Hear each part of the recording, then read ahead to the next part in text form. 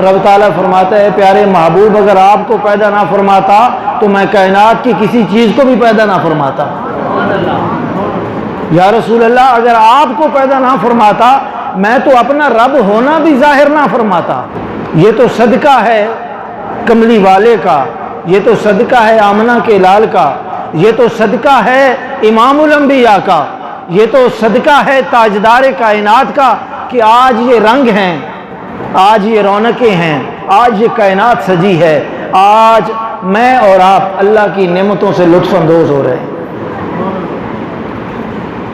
آئیں ذرا قرآن سے پوچھیں، جب اللہ تبارک و تعالیٰ کی نعمت ملتی ہے تو اللہ چاہتا ہے کہ اس نعمت پر میرا شکر ادا کیا جائے، اللہ چاہتا ہے کہ نعمتوں پر اس کا شکر ادا کیا جائے، اور وہ فرماتا ہے لَإِن شَكَرْتُمْ لَأَزِيدَنَّكُمْ، اگر تم نعمتوں پر میرا شکر ادا کرو گے تو میں تمہیں اور زیادہ عطا کروں گا۔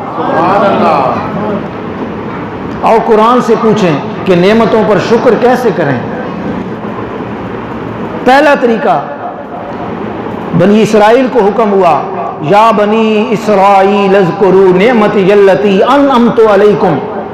اللہ تبارک و تعالیٰ نے قرآن مجید میں ارشاد فرمایا ہے بنی اسرائیل اگر تم پر اللہ کی نعمت ہو اور تمہیں اللہ کی نعمت ملے تو کیا کیا کرو، اس نعمت کو یاد رکھا کرو۔ سب سے پہلا شکر یہ ہے کہ اللہ کی نعمت کو یاد رکھا جائے، یہ اللہ کا شکر ہے، اس کی نعمتوں کو یاد رکھنا۔ اسی طرح اللہ تبارک و تعالیٰ نے قرآن مجید میں ایک اور جگہ فرمایا وَاذْكُرُوا نِعْمَتَ اللَّهِ، لوگو آؤ اللہ کی نعمت کو یاد کرو، نعمت کو یاد کرو۔ کب؟ اِذْ كُنْتُمْ أَعْدَاءً فَأَلَّفَ بَيْنَ قُلُوبِكُمْ، لوگو وہ ماحول یاد کرو، وہ مکہ کا ماحول کہ جب تم ایک دوسرے کے دشمن تھے، جب قبیلے قبیلوں سے لڑتے تھے، 40 سال تک دشمنیاں چلتی تھیں، کبھی پانی پینے پلانے پہ جھگڑا، کبھی گھوڑا آگے بڑھانے پہ جھگڑا، جھگڑے ہوتے، 40 سال تک جنگیں ہوتی، قتل و غارت ہوتی، ڈاکہ زنی ہوتی، بچیوں کو زندہ درگور کیا جاتا، ایک دوسرے کو مارا جاتا، خانہ کعبے کا ننگا طواف ہوتا، خانہ کعبے کی بے حرمتی ہوتی۔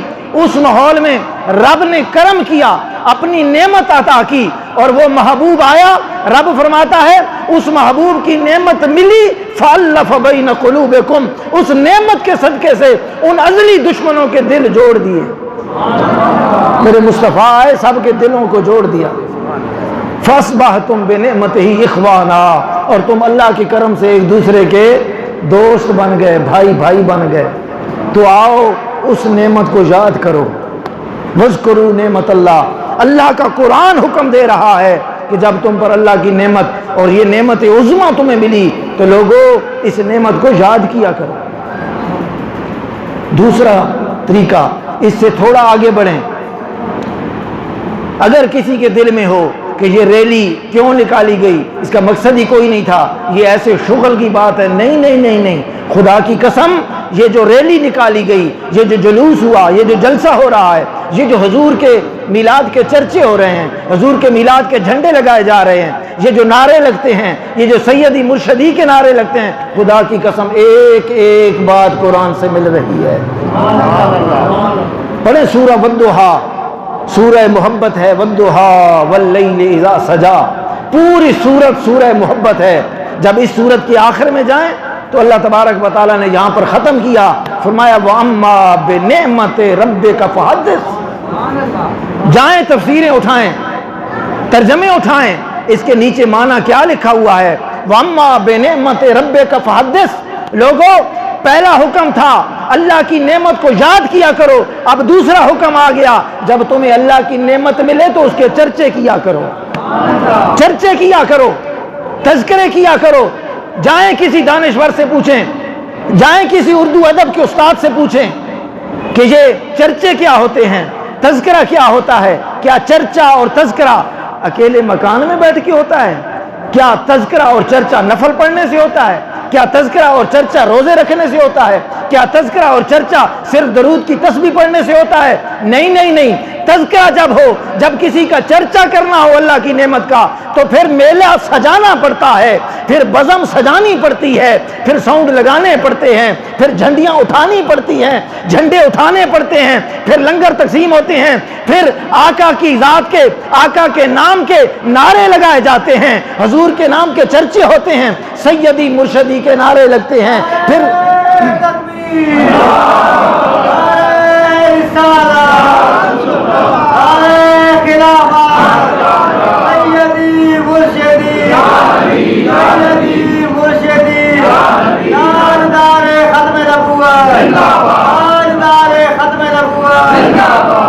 جب تذکرہ کسی نعمت کے کیا جاتا ہے تو پھر کائنات کو بتایا جاتا ہے، لوگوں یہ وہ دن ہے جس دن کائنات کا دولہا اس دنیا میں تشریف لایا تھا۔ آئیں قرآن سے اگلی بات پوچھیں، قرآن آگے کیا کہتا ہے؟ حضرت عیسیٰ علیہ السلام کا دور ہے، حضرت عیسیٰ علیہ السلام کی قوم عرض کرتی ہے، اے عیسیٰ، اے اللہ کے نبی، ہمارا دل چاہتا ہے کہ جس طرح موسیٰ کی قوم پر من و سلوہ اترتا تھا، آسمان سے کھانے اترتے تھے، ہمیں بھی کوئی کھانا ملے، ہمیں بھی کوئی جنتی میوے چاہیے، ہم بھی جنت کے کھانا کھانا چاہتے ہیں۔ بڑی لاڈلی قومیں تھیں، موسیٰ علیہ السلام کی قوم تو من و سلوہ کھا گئی، اے عیسیٰ علیہ السلام ہمیں بھی کچھ کھلا دیجئے۔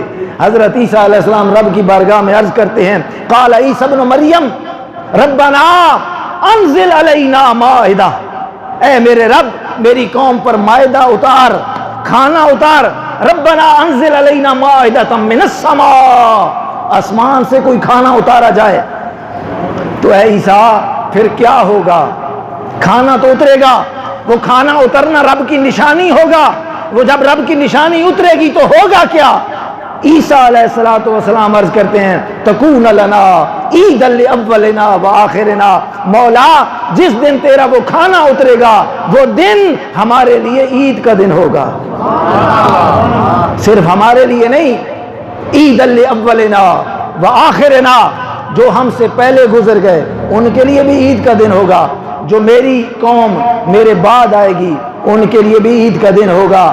دوستو کھانا اترا، اتوار کا دن تھا، وہ کھانا اترا، خدا کی قسم عیسائی اس دن سے لے کر آج تک اتوار کے دن کو عید کے طور پر مناتے ہیں، عید کے طور پر مناتے ہیں۔ اب میں سوال کرتا ہوں کہ عید میلاد النبی کے اس لفظ پر اعتراض کرنے والوں، آؤ ذرا مجھے جواب تو دیجئے، اگر عیسیٰ کی قوم پر کھانا اترے، مائدہ اترے، وہ دن ان کے لیے عید کا دن بن جائے، اور جس دن تیرے اور میرے ایمانوں کے آقا، کائنات کے تاجدار میرے آقا حضرت احمد مجتبیٰ محمد مصطفیٰ صلی اللہ علیہ وسلم اس دنیا میں تشریف لائیں، وہ دن عید کا دن نہیں ہوگا؟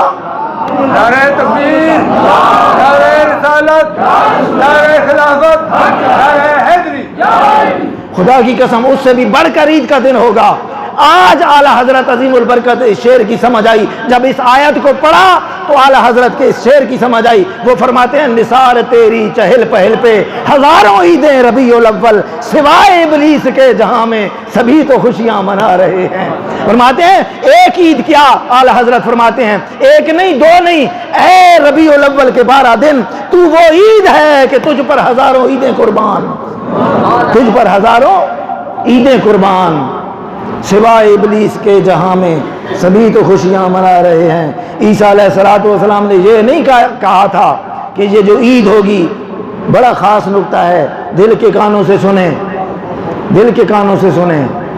عیسیٰ علیہ السلام نے یہ نہیں کہا تھا کہ یہ جو عید ہوگی سب کے لیے ہوگی، نہیں نہیں، فرمایا عید الاولنا، جو ہمارے ہوں گے، نون الف نا سیغہ ہے جمع کا، جمع متکلم کا، فرمایا تھا عید الاولنا، جو ہمارے اپنے ہوں گے نا ان کے لیے عید ہوگی، وآخرنا، اور قیامت تک جو ہمارے اپنے ہوں گے نا ان کے لیے عید ہوگی۔ تو یہ جو عید ہے خدا کی قسم یہ ہر اہرے غیرے کے لیے نہیں ہوتی، یہ انہی کی ہوتی ہے جن کا تعلق در مصطفیٰ سے ہوتا ہے، یہ ان کی عید ہے جن کے گلے میں مصطفیٰ کی غلامی کا پٹا ہوتا ہے، جو مصطفیٰ کے در سے تعلق سگانہ رکھتے ہیں، یہ عید ان کے لیے عید ہے۔ نعرہ تکبیر، نعرہ رسالت، نعرہ خلافت، سیدی مرشدی تاجدار ختم نبوت۔ آئیے قرآن سے آخری بات پوچھ لیتے ہیں،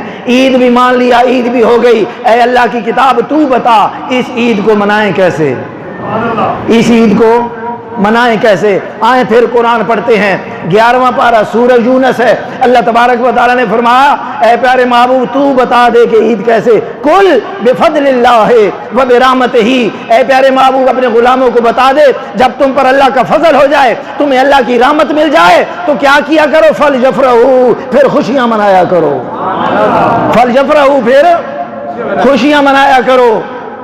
خوشیاں بڑے خاص بات ہے، خوشیاں منایا کرو۔ پوچھتے ہیں رب نے یہ تو نہیں بتایا کہ خوشیاں کیسے منائیں، رب نے تو یہ نہیں بتایا کہ جلوس نکالو، رب نے تو یہ نہیں بتایا کہ جھنڈے لگاؤ، قرآن نے تو یہ نہیں بتایا۔ میں کہتا ہوں قرآن نے تو یہ بھی نہیں بتایا کہ نماز کی ظہر کی 4 رکعتیں پڑھو، قرآن نے تو نماز کا طریقہ نہیں بتایا، عید کا طریقہ کیا بتاتا؟ قرآن نے تو نماز کا طریقہ نہیں بتایا۔ جس حکم ملا واقعی الصلاۃ، لوگوں نماز قائم کرو۔ جب حکم آیا صحابہ میرے مصطفیٰ کے در پر آئے، یا رسول اللہ نماز کا حکم آ گیا، نماز کیسے پڑھیں؟ میرے مصطفیٰ نے کہا میرے صحابہ تمہیں کیا پریشانی ہے، تمہیں کیا پریشانی ہے، تم تو میرے در کے منگتے ہو، تم آؤ میں بتاتا ہوں، صلو کما رأیتمونی اصلی، جیسے مجھے دیکھو نماز پڑھتا تم بھی پڑھتے جاؤ، تمہاری بھی نماز ہو جائے گی۔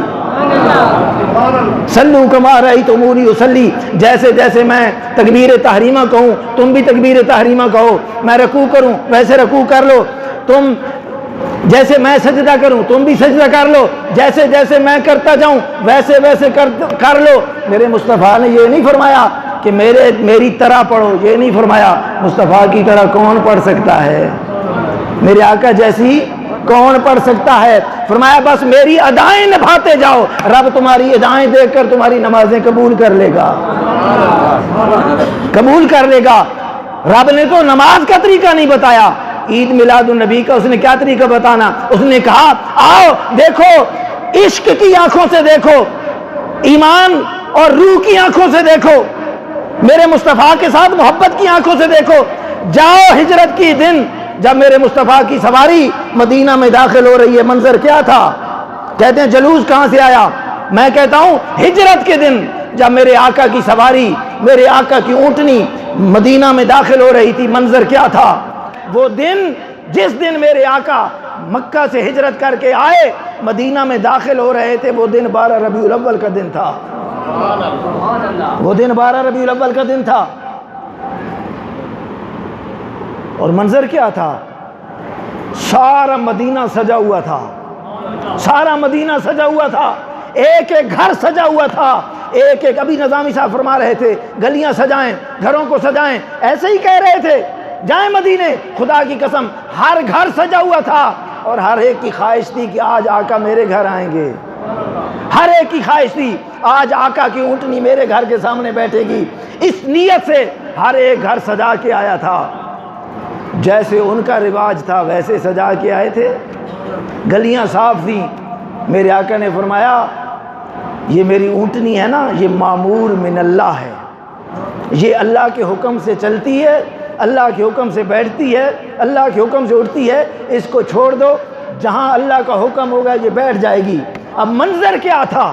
کتابوں کو پڑھیں، آگے میرے مصطفیٰ کی اونٹنی تھی، اونٹنی پر میرے آقا سوار تھے، اب پورے مدینے کے بچے، مدینے کی بچیاں، مدینے کے مرد، مدینے کی عورتیں ایک جلوس کی شکل میں میرے مصطفیٰ کی اونٹنی کے پیچھے تھے۔ علامہ صاحب بیٹھے ہیں، لکھا ہے ان کا نعرہ کیا تھا؟ نعرہ لگاتے تھے یا محمد یا رسول اللہ، لگائے نعرہ یا محمد یا رسول اللہ، یا محمد یا رسول اللہ، یا محمد یا رسول اللہ، یا محمد یا رسول اللہ، یہ نعرہ تھا۔ یہ نعرہ لگا کر میرے مصطفیٰ کے میلاد کا جلوس جا رہا تھا۔